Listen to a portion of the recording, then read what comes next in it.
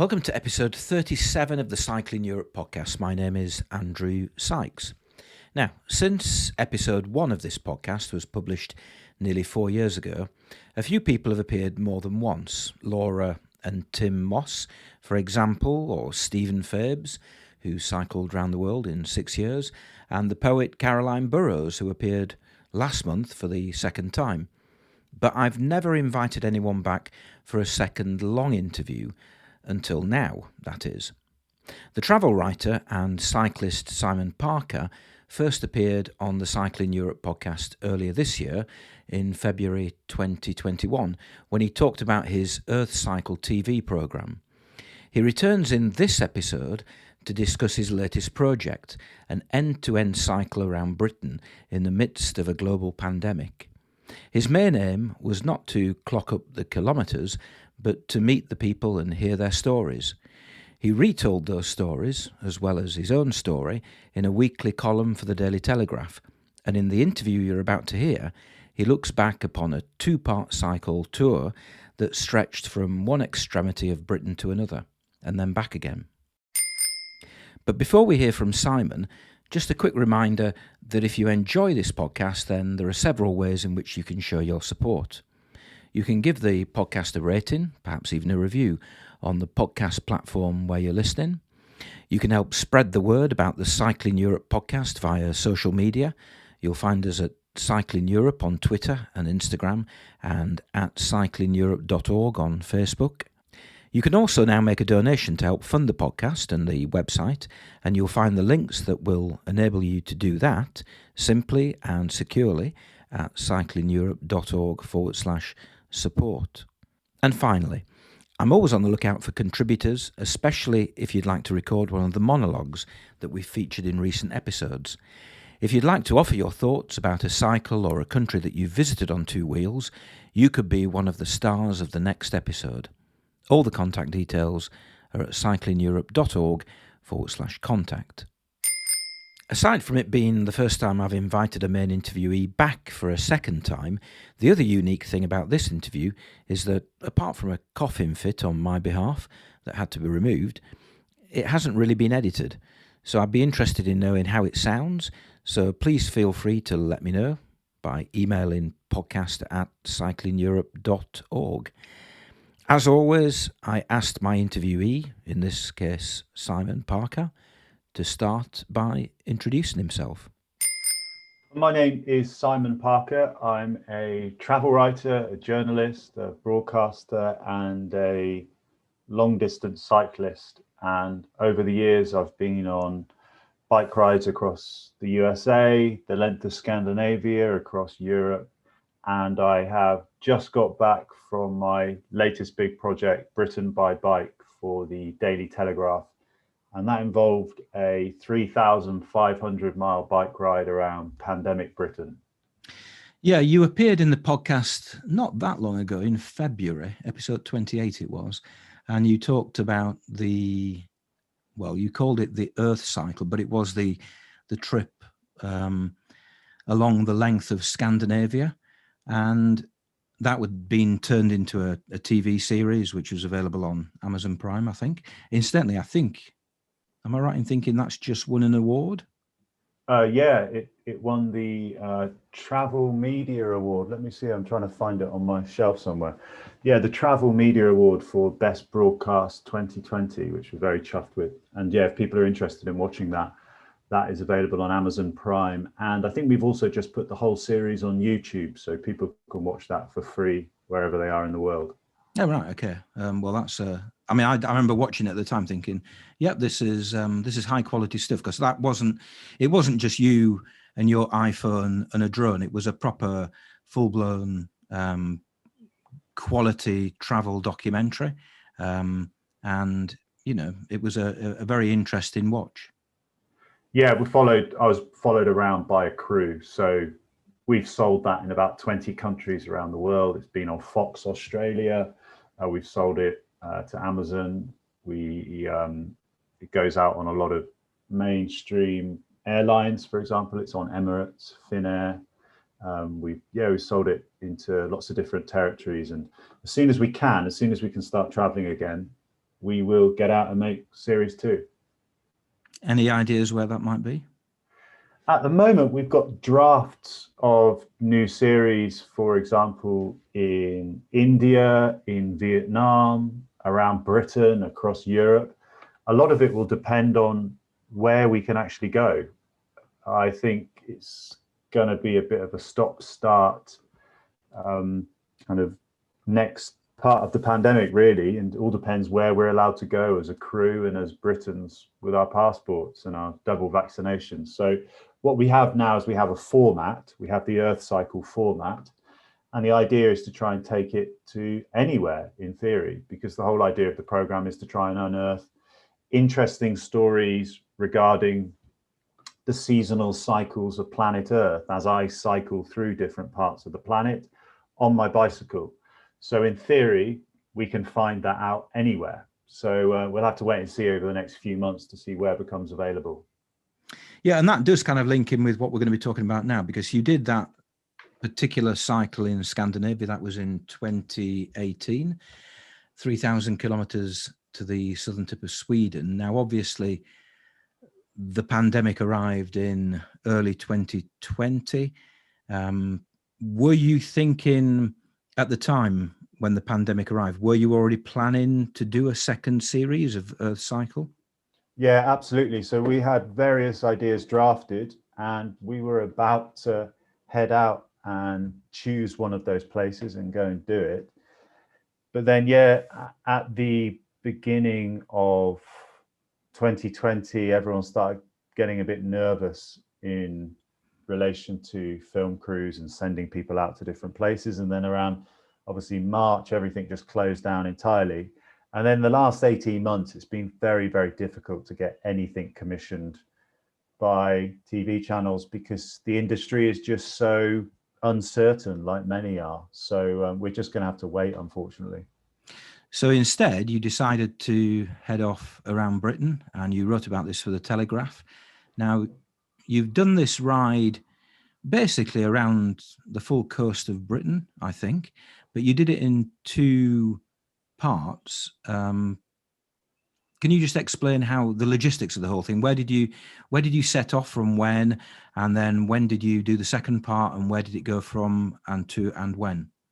Yeah, so last year I was sort of facing this prospect of not really having anywhere to travel. And as a travel writer, that's a pretty annoying situation to find yourself in. So under normal circumstances, I'm traveling to probably 20 or 30 different countries around the world. I'm going to all these exotic locations and writing about them and making films and stuff like that. So I really had to come up with an idea which was going to keep me busy for at least a few months. So I'd done these big trips around the world, but I'd never really done a proper trip around Britain. I'd never really cycled Land's End to John O'Groats. So I thought to myself, well, lots of people have done Land's End to John O'Groats. How can I do something which is a little bit different? And as a journalist, is there a ride that I could go on which might tell me something about the world we're living in right now? So I dreamt up this idea to cycle the length of Britain all the way from the top of Shetland at a place called the Muckleflugger Lighthouse, all the way down to Bishop Rock Lighthouse, which was right at the bottom of the Scilly Isles. And yeah, I split this up into 2 legs, which was broken in the middle by a 6-month lockdown, or at least the second and third lockdowns, which we went through at the beginning of this year. And yeah, this turned into a 3,500 mile journey around pandemic Britain to try and find out how different people were reacting to the pandemic at ground level as seen at the gentle pace of a bicycle. Because if there's anything we as long distance cyclists can attest, and probably many of the people who are listening to this program will know, that you perceive the world differently when you're moving at a very, very slow pace. And that's exactly what I wanted to achieve from this Telegraph series and from a forthcoming book, which I'm writing at the moment, looking at how the country was changing, perceived very slowly. And I said a few minutes ago, actually, that you followed the coast. Did you actually follow the coast, or were you inland? Most of the time I did, yes. When I retrace and look back at my map around Britain, I did mostly follow the coast. In a lot of cases, it became, after a while, a little bit of something which I was kind of addicted to, following the coast. But really, I should have just gone inland a bit, because it probably would have been a more entertaining route. But once you get something into your mind, you start thinking to yourself, oh, well, I really want to keep following this course. And that was basically tracing this route around Britain, and it turned into one of the most incredible trips. It is just, we do have a really beautiful country. And when you get off the beaten track, Britain just, rivals anywhere else in the world for a big tour. And I managed to do 3,500 miles. I could have probably done at least 5,000 or 6,000 if I'd really gone into the nooks and the crannies. I suppose you can't really get lost. Well, I don't know. Did you ever get lost? You can't. I was going to say you can't really get lost if you're following the coast, but I would imagine you probably can. I got a little bit. I mean, for example, I did spend quite a bit of time in the Scottish Highlands. But the best thing about cycling around somewhere like Britain is that if anything goes wrong, you can always just jump on a train and go home. So there is that sense of adventure, but you also do have that sense of safety. You know that if anything goes seriously wrong, you can go to a hospital and get free medical care. And for example, halfway through this trip, I had to stop and get my first vaccine. So if I was overseas, I could never have done that. So I think, although I do like going on these big overseas adventures, I won't ever overlook what I have here in terms of being able to go on a 1 week or a 2 week or 3 week journey, or in the case of this latest project, 11 weeks cycling around Britain. So sorry to bang on about the geography, but did you follow predominantly the west coast when you were heading down from Shetland on the first part of the trip, and then the east coast or the south, and then the east coast on the second part of the trip earlier this year? Yeah, pretty much. So I started off at the Muckleflugger Lighthouse, which is right at the northern tip of Britain, right at the top of Shetland, which juts out between the North Sea and the North Atlantic. I cycled all the way down to the southern point of Shetland, and then I went over to Orkney, cycled through Orkney, and then crossed over at John O'Groats to the top of mainland Britain. I then followed the north coast of Scotland all the way around the top to Durness and Cape Wrath, pretty much. I didn't quite make it to Cape Wrath; it was a few miles away. I'm going to say, did you cycle to? You didn't cycle to Cape Wrath, because did you go on that little minibus? No, I didn't quite go out that far. Yeah, that's a A shame. long story, but I had to jut inland because I wanted to go and meet someone for the book. And then I went all the way through the Highlands to Inverness, and then I came back out west, and then basically followed the west coast of Britain all the way down through Cornwall to the Isles of Scilly. And then from the Isles of Scilly, I went back over to Land's End and Penzance, all the way along the south coast of Britain to Dover. And then I got to Dover, and then I turned north, and then I essentially followed the coast pretty much all the way back up the east coast of mainland Britain, back over to Orkney, and then back into Shetland. And I went all the way back up to where I began at the Muckleflugger Lighthouse. You mentioned there you didn't go to the lighthouse at Cape Wrath because you had to meet somebody, because obviously you were writing for the Telegraph, and I'm not a Telegraph subscriber. I think it's all behind a paywall, isn't it, nowadays?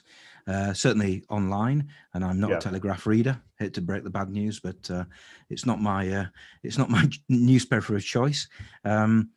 But you were presumably meeting weekly deadlines to write for them, and to what extent had you planned it? You said that you were planning on meeting somebody up in the north west of Scotland.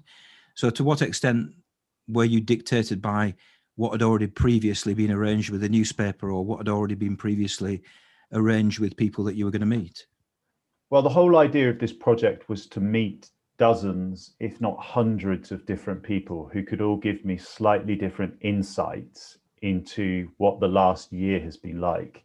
Because with all due respect to books about people going on bicycle tours, personally, I get thoroughly bored of just listening to someone talking about being on a bike.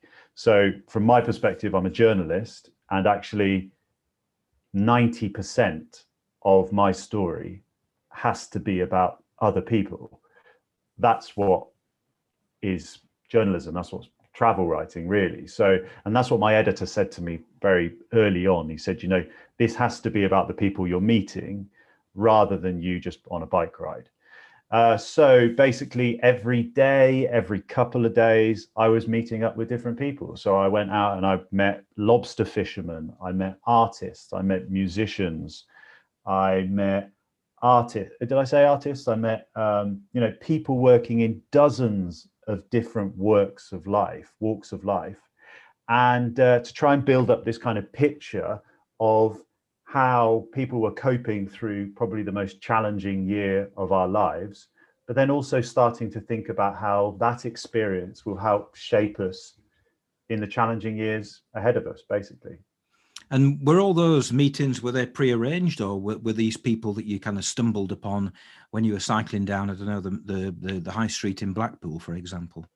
Yeah, I mean, about 50-50. There are lots of individual stories which happened organically, but at the same time, I did do a lot of planning beforehand.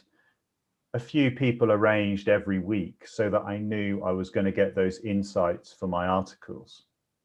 So I knew in advance that I knew there was going to be something interesting to fill my pages with, essentially. And yeah, like you say, I was filing an article for the Telegraph about every 5 or 6 days. So I think in total, looking back on the series, I think it turned into about somewhere between 15 and 20 articles for the Telegraph. And what was the feedback from the readers of the Telegraph to what you'd written? Presumably, as a journalist working for a national newspaper, you do get a fair bit of comeback from the people who read what you've written. There will always be the very occasional person who calls you an idiot, but ultimately you paused feedback before you said person there.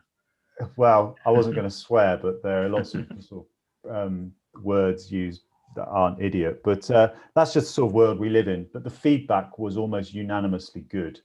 And one of my editors told me that looking at the analytics of the series, it was incredibly popular. So it's good to have that feedback, to know that. I think it just captured the imagination slightly about being out on this huge overland journey around what has mostly been a lockdown country for the last 18 months, basically. And what I really wanted to prove, beyond just uncovering the journalistic stories, was that actually these sorts of journeys are very popular, and they are possible.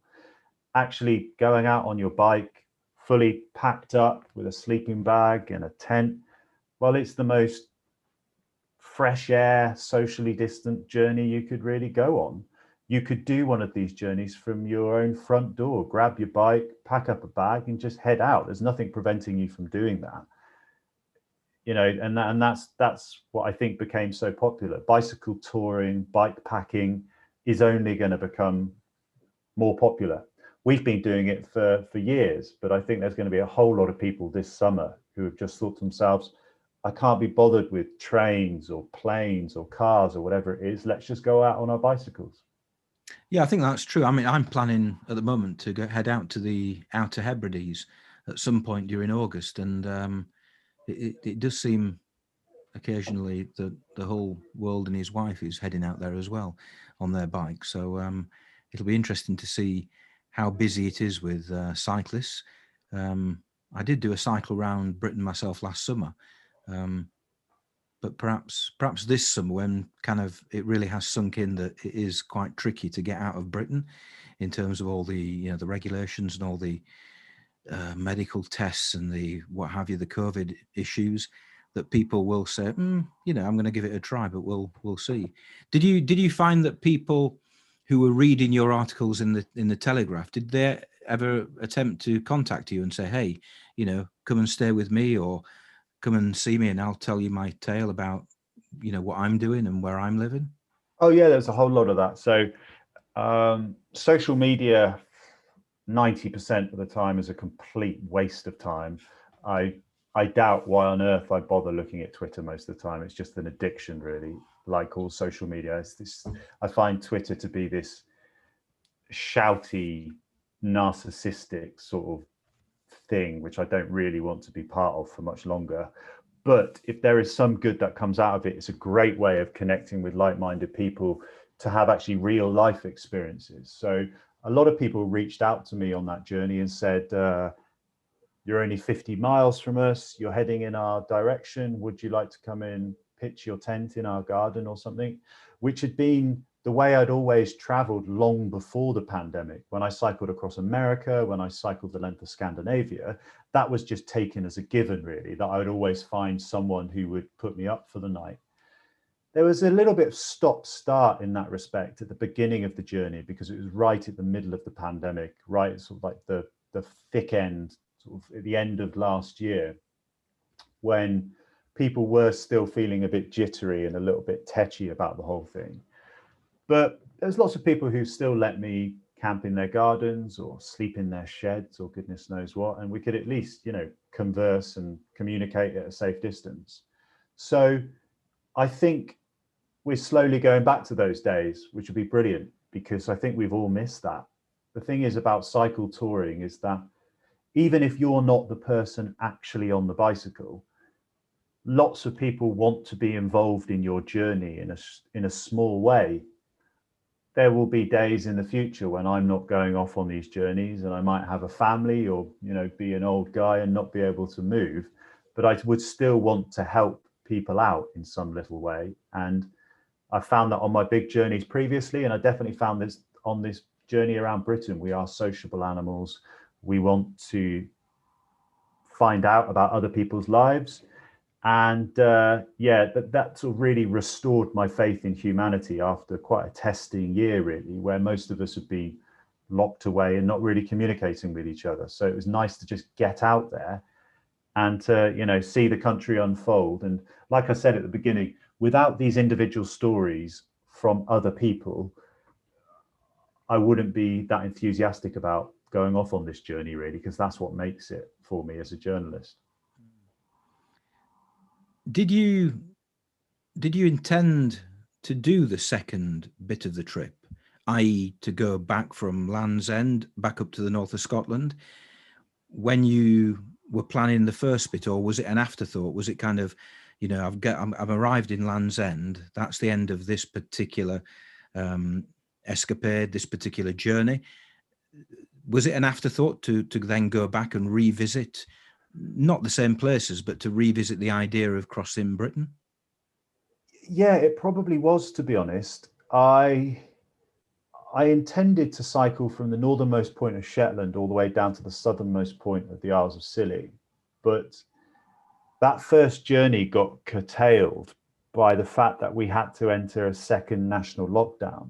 So I was in a bit of a race to finish in the end, which was really annoying because it felt sort of quite anticlimactic. And in terms of me trying to find out how Britain felt, it felt to me as though I'd cut the journey short at what was probably going to become the most interesting point of the last year, really, because if the journey had just ended as everyone was going into a second lockdown, I don't think that really tells the story of how Britain has recovered and how Britain will move on. So we went into the second and third lockdown, and then I headed off and did the second leg of the trip from the 17th of May, when Britain started to go through its big unlocking.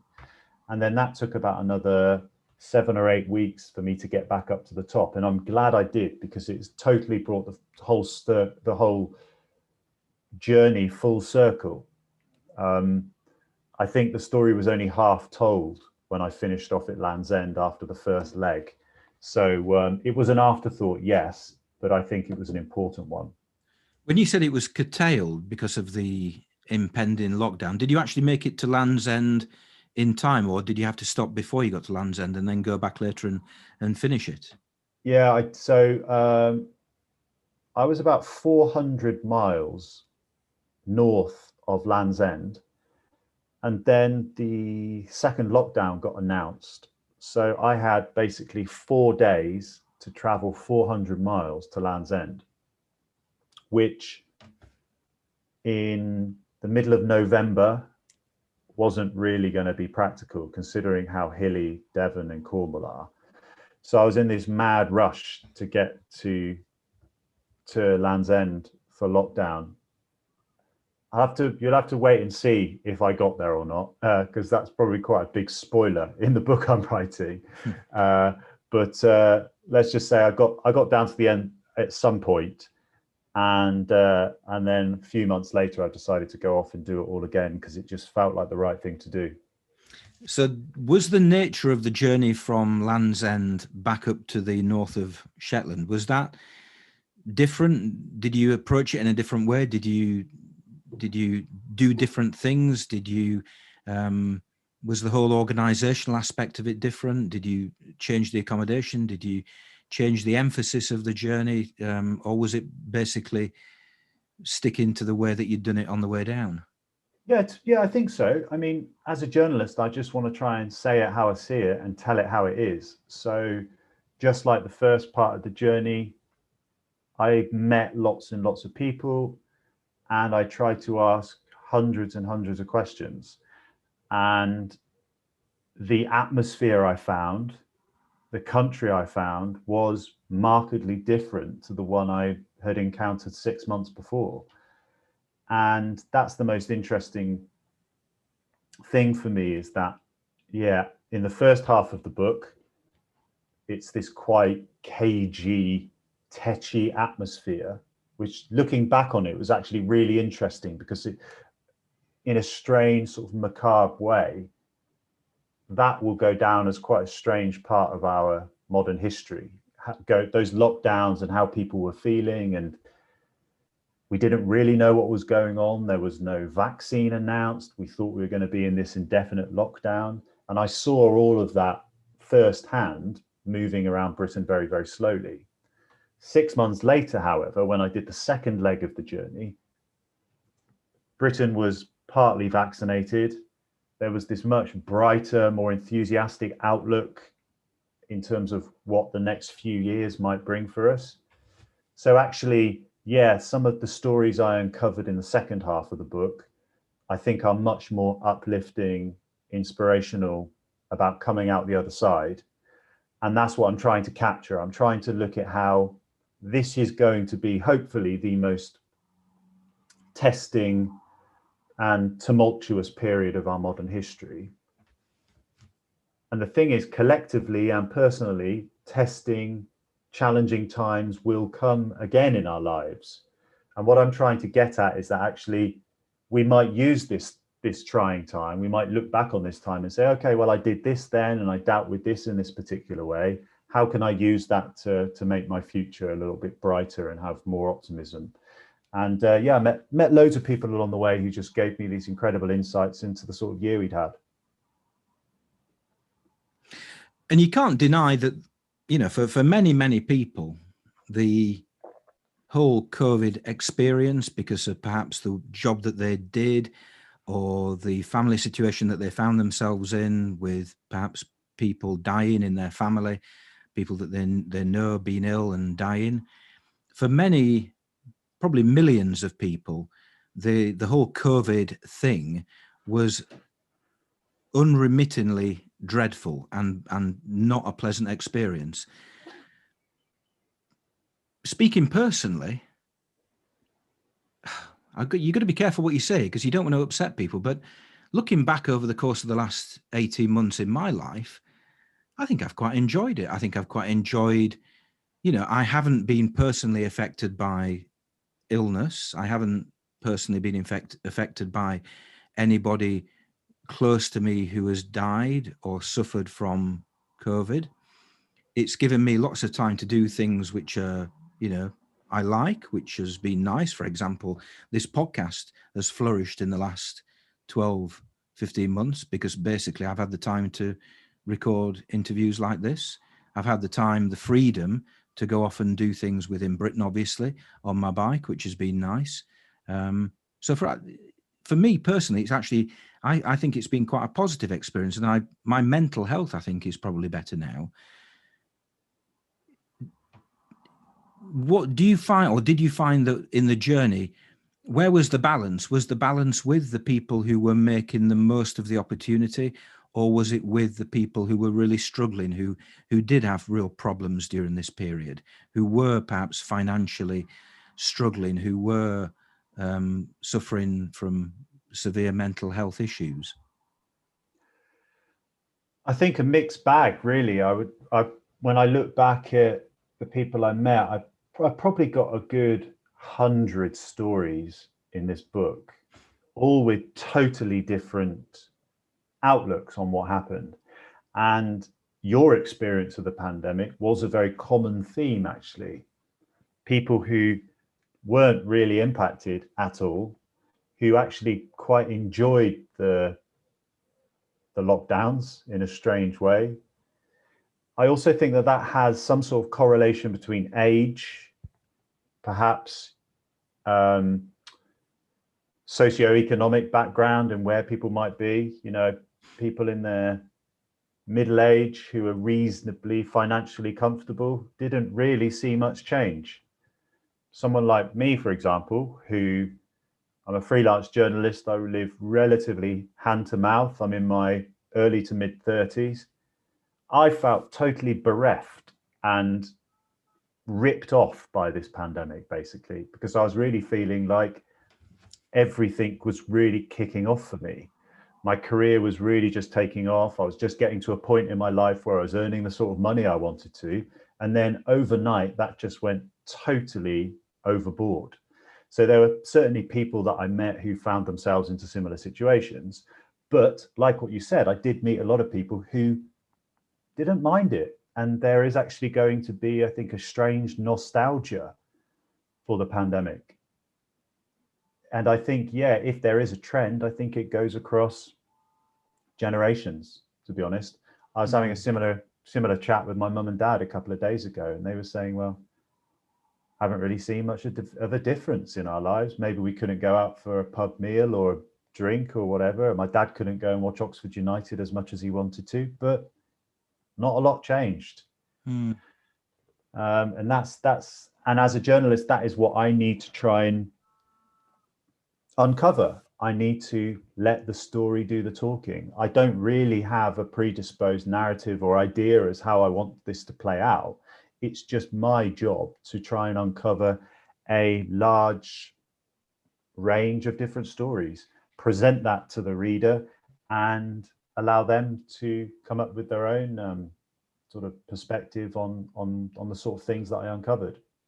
If I think you were probably always going to be doing it on a bike, bearing in mind the fact that you'd done similar journeys on bikes before. But if your editor had said to you, right, Simon, we want you to do this, but actually it's a pretty tight deadline, and we want you to do it in, say, 2-3 weeks, which would have inevitably meant doing it in a car, do you think you would have been able to successfully write what you needed to write if you were just driving from place to place rather than getting on your bike and cycling from place to place? I would have probably had more time to write, because actually the reality of this project was really challenging. I bit off a bit more than I could chew, really. The idea of cycling, let's say, 10 hours a day, but then also having to submit 1,500 words of decent, credible copy, which actually made some form of sense every 4 or 5 days, that was incredibly challenging, because at the end of a long day cycling, all you want to do is have a shower, a couple of cold beers, get a meal inside you, and go to bed, and then start it all again tomorrow. Whereas the reality was, I had these deadlines and I had this commitment to the Telegraph to do this.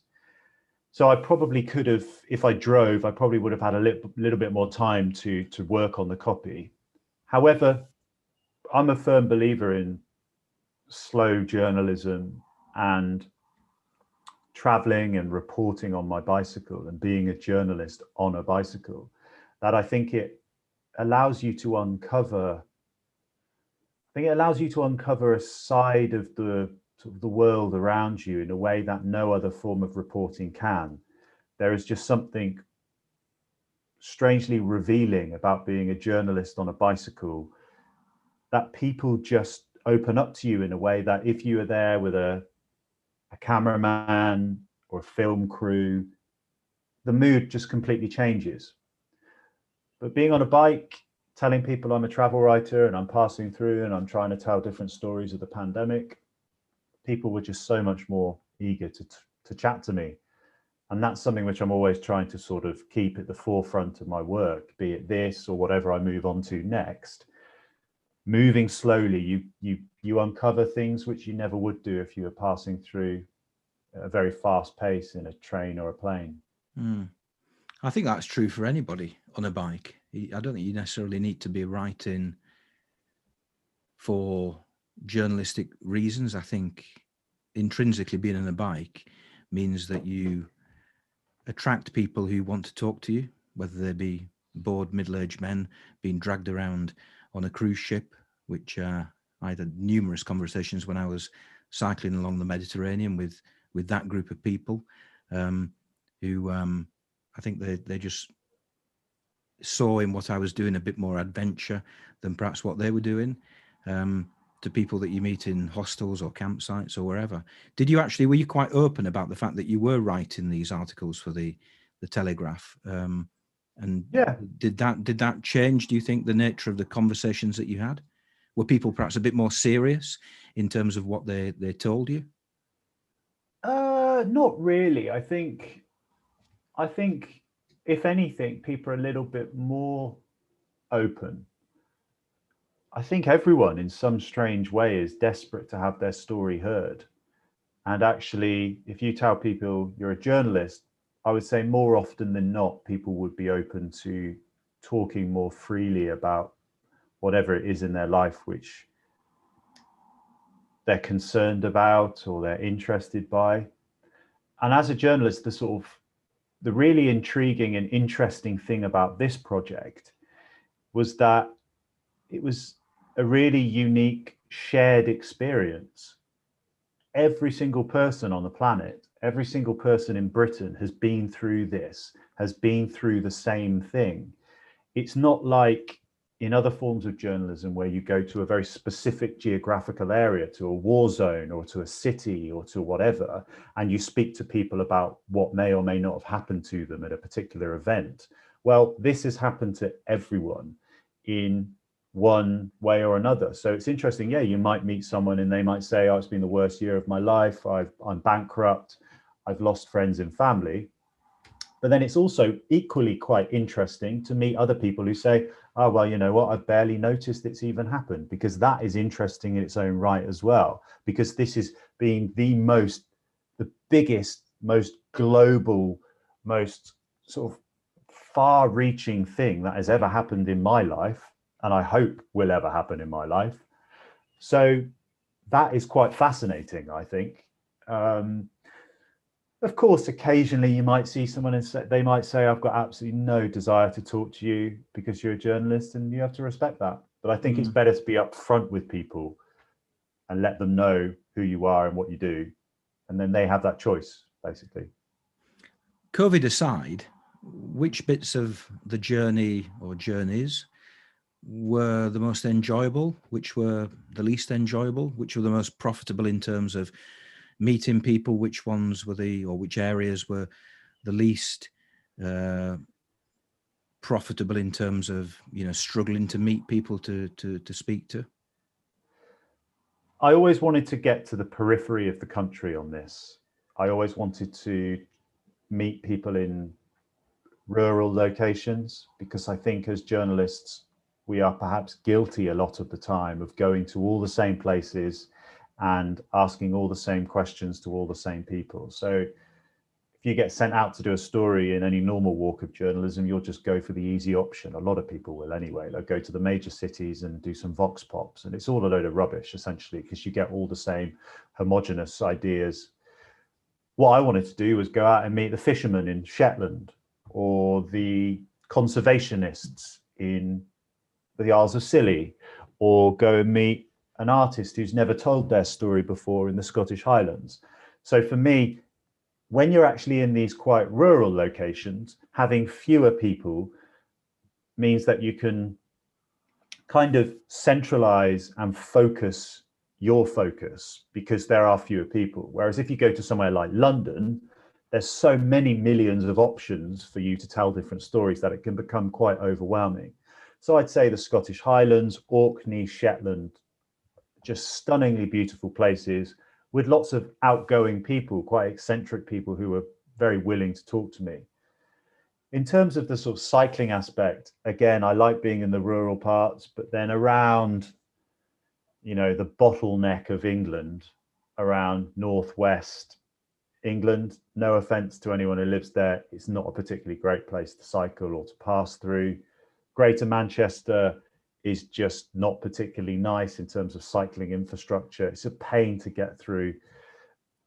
I wouldn't be rushing to do a cycling holiday there anytime soon. But on a big tour, you have to take the rough with the smooth.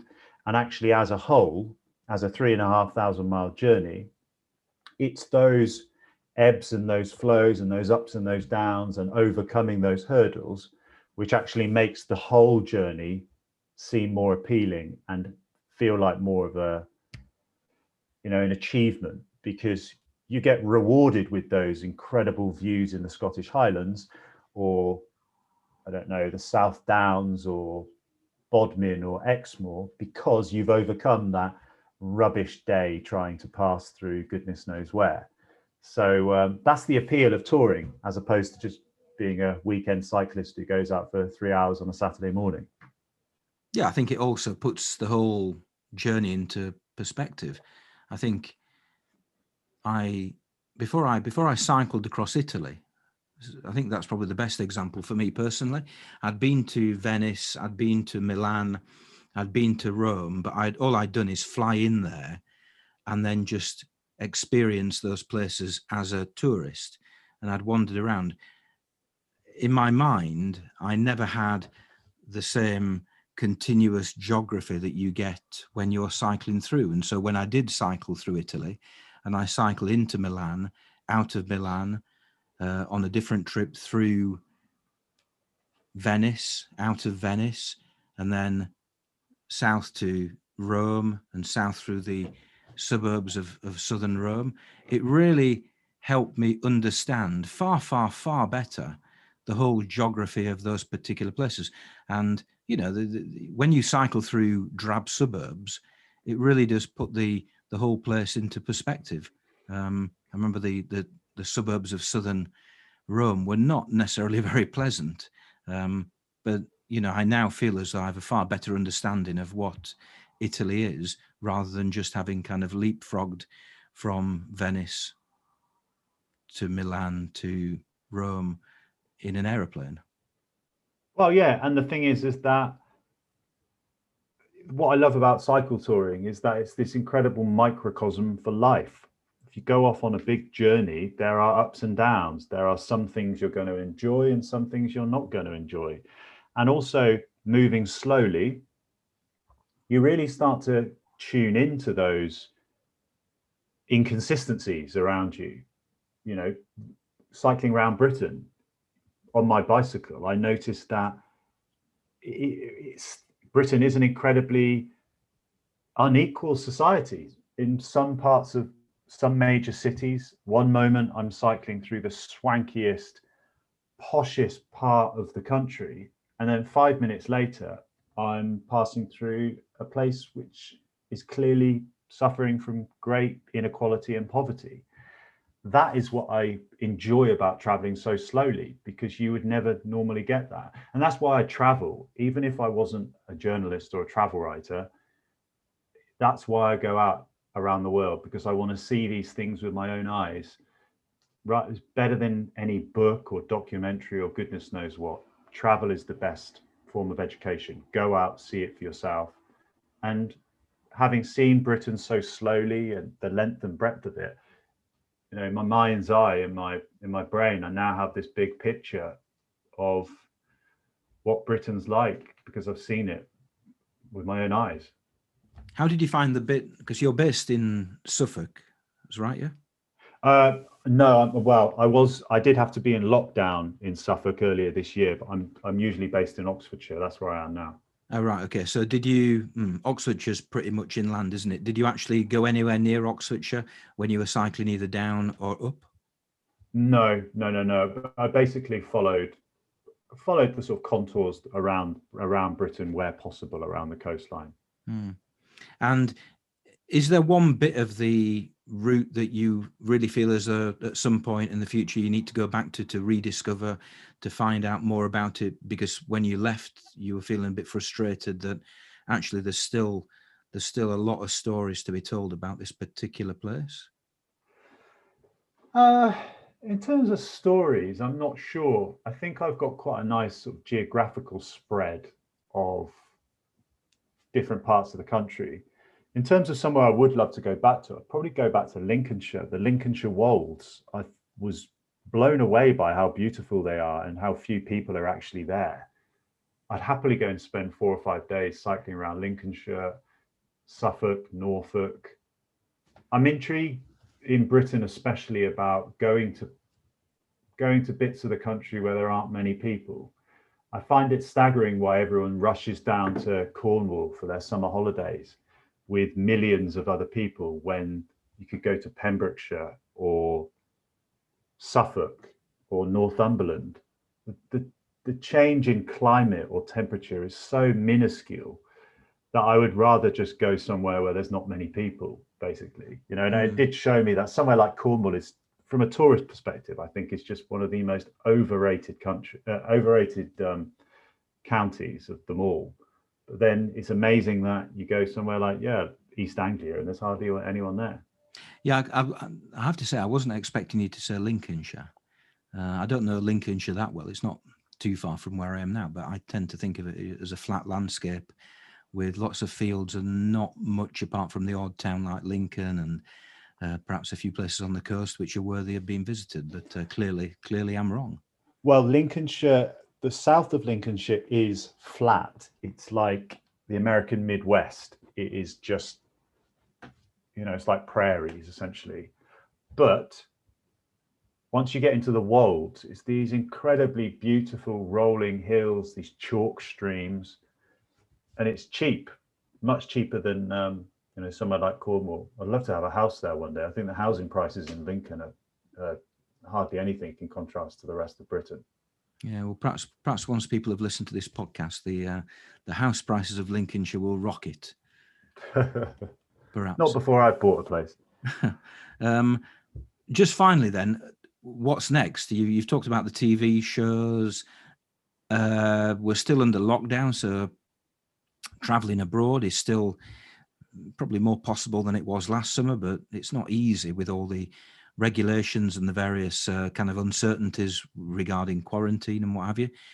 Are you planning any cycle tours abroad at any time soon, or will you be spending the summer again on two wheels in Britain?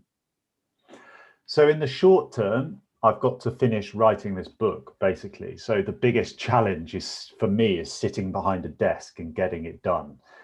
People talk about the rigmarole or the challenge of going off on a 3,500 mile bike ride. I find that much easier than I do sitting behind a desk for 6 or 7 hours a day and having to hit 1,000 words to try and get a book written. So in the first instance, the next few months will be finishing this book with a view to that being published in the first few months of 2022. Once that's done, I hope that some of the borders will be open. I'll be double jabbed by then, and I'm eager to get back out on the road and just do some reporting, basically, be that on a bike or some other means, really. My girlfriend and I generally go away for 2 or 3 months every winter. That wasn't possible last year because we were in lockdown, but I'd hope to go down perhaps and live in southern Spain for a few months. And if so, we'll take our bicycles, hopefully get a little place to live in the Sierra Nevada and cycle 3 or 4 times a week because the winters down there are gorgeous. And it's just a lovely place to live. we're developing new programs and new ideas for programs, stuff which we're trying to get commissioned. I'm always looking to collaborate with new people on new projects. And this has really just been a time to network and dream up new ideas, really, with a view to when the world does return to some normality, we're ready and waiting to get out there and do them. Well, yeah, well, good luck wherever you happen to end up this summer, and good luck with the book when it comes out. Any thoughts on what you might call it? Yeah, the working title at the moment is called Riding Out, because although this journey is all about meeting lots of other people, there is also a lot of me talking about my own struggles with anxiety, depression, and how I have used cycling as my form of therapy, basically, as a way of really managing my own mental health and riding out the tough times. So the whole sort of vibe of the book is that this has been a very, very challenging time. It's been the worst year of my life.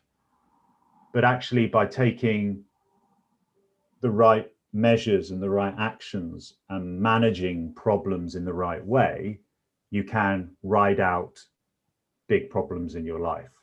And in a strange way, I want this book to be about what happened this year, but ultimately creating a kind of a rallying cry, a dossier about how I hope to deal with challenges in the future.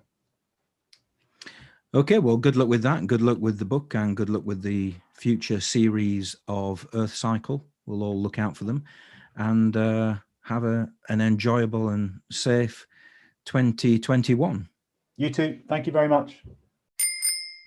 Thanks to Simon Parker for taking part in this episode of the podcast. Remember, that wasn't really edited. What did you think? Did it sound more natural? podcast@cyclingeurope.org is the email address to give me your thoughts. You can find out more about Simon's travels and work by visiting his website, simonparker.co.uk. He's also on Twitter and Instagram @SimonWIParker, for the moment at least. That's all from episode 37 of the Cycling Europe podcast. But remember that you can show your support for the podcast by rating or reviewing the podcast, sharing information about the podcast on social media, making a donation to help fund the podcast by visiting cyclingeurope.org/support, or even contributing a monologue yourself. All the contact details at cyclingeurope.org/contact. Thanks for listening, stay safe, and happy cycling.